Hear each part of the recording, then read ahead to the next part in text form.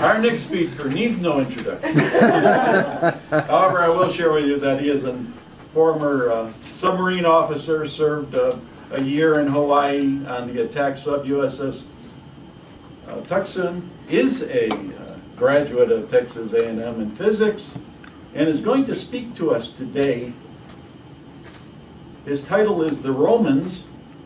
It is a 5 to 7 minute speech, the object of which is to research your topic.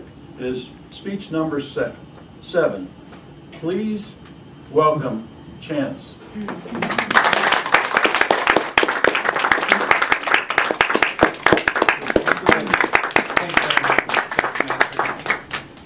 Friends, countrymen, Romans, lend me your ears.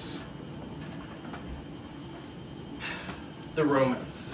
I've always had a fascination with all things Roman, particularly the period known as the Classical Roman Republic, before they did all that imperial stuff. Part of the reason I'm fascinated with the Romans, well, there's lots of reasons. I'm fascinated with their military history as a military professional. I'm fascinated with their politics and with their culture and with their architecture and art. But the thing that fascinates me most about the Romans is the Romans themselves. In the ways that they're similar to us, and in the ways that they're so very different from us. And I'm going to go through some of the things that makes a person a Roman. And y'all can look for yourselves what parts are so fascinating about an ancient culture like Rome. The first and foremost thing that made you a Roman was having an ideal of duty and service. You could be rich, you could be politically powerful, you could do all kinds of things, but the only way you were going to achieve immortality in Rome, in Republican Rome, was through deeds of service. And this is epitomized by the citizen-soldier model that the Romans followed. You did not have the privilege of serving in the armed forces of Rome unless you could afford to buy your own weapons and equipment. You had to equip yourself to fight in the legions.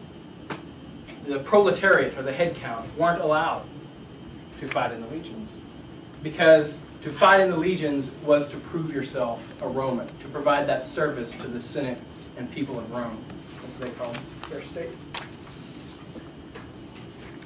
An example of this service is, if you look at the stories that the Romans told to themselves, to their children, in their education, it's not always necessarily history. We're looking back so far that history is clouded by legend and myth. So it's difficult to tell, but just from their stories you can tell what ideals they had, what they thought made a good person. And one of their most ancient heroes was a fellow known as King Punatus, which through some chain of events is what the city Cincinnati is named after. This was a fellow who had a nice military career as a junior officer and up into the senior ranks. And then he got into politics, and he went up the course of honor, which was he went up through certain offices, and he became consul. But his whole political career was into keeping the plebeians down. This was when they were having their big class conflict between the plebeians and the patricians. And he wanted to make sure the plebeians didn't overcome the patrician power in the state. And he became very unpopular with most of Rome by doing this. And eventually his political career crumbled, and he isolated himself to retirement out in the country working on his farm. Until one day, the Achaeans, another Latin tribe, got into a war with Rome, and they were beaten up on the Romans. And the Romans came to King Punatus out on his farm and said, "Please, will you be our dictator?" Because the Romans elected a dictator to take control in times of emergency. And he told his wife, "Bring me my toga," because you had to have your toga before you went to anything. And he went off, and in 16 days he raised another army, because they'd already had a defeated army. He raised another army, he went and defeated the enemy, he came home, gave up his powers as dictator, and went back to the farm and retired and lived out the rest of his days there. And that is duty and service. He could have used he had a 6-month term that he could have stayed in office, but he was like, what I was assigned for was that. And we have a similar thing. George Washington is one of our heroes, and we all say that he could have been king if he wanted to, but he said, no, my 2 terms are up. It's time for me to retire to my country villa plantation. Another thing that we value, or that Romans value, a little slip there, is self-sacrifice. A fellow named Gaius Mucius went when the Etruscans were besieging Rome. He was sent to assassinate their leader, to break into their camp and try to kill their leader. Once they cut the head off, the Romans would be able to head home, or the Etruscans would head home, and Rome would be saved. He went in, they caught him, he killed the wrong guy. They caught him, and they were going to torture him to tell all the secrets of the Roman defenses. And the Etruscan king told him, I'm going to burn you alive unless you tell me the secrets. It was a horrible fate, obviously. Gaius Mucius said, we Romans act bravely, and when adversity strikes, we suffer bravely. And he walked to the fire in which they were going to burn him, and he stuck his right hand in, and he stood there until the flames had claimed all of the flesh on his right hand.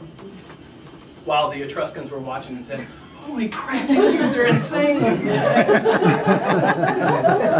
Then they freed him, his name, and left. And his name was, from there on, Gaius Mucius Scaevola. Scaevola means lefty. And that name went through the generations. Wow, I'm not going to have nearly as much time as I was hoping to. Another thing about the Romans was their queer sense of legality. Their religion, it wasn't like ours, a sense of spirituality that you develop with a deity. It was a legal contract that they developed with the gods. As long as we do all the services, all the sacrifices and rites that we're supposed to do, and we do them exactly right, then the gods are legally bound to provide their services to us. One of the ways they did this was with the chickens. Yes, the chickens. When they went into war, they had cages of chickens. And they would set 2 of them out, and they'd throw some food out. They'd open the cages, and if the chickens ate the food, they came out of the cages, ate the food, then the god said it was okay, fight your war, cross the bridge, do whatever you were going to do. If they don't eat it, then you can't do that day. You have to come back the next day and see if the chickens will eat it. And of course, you could starve the chickens. There was no rules against that. You just had to follow the law.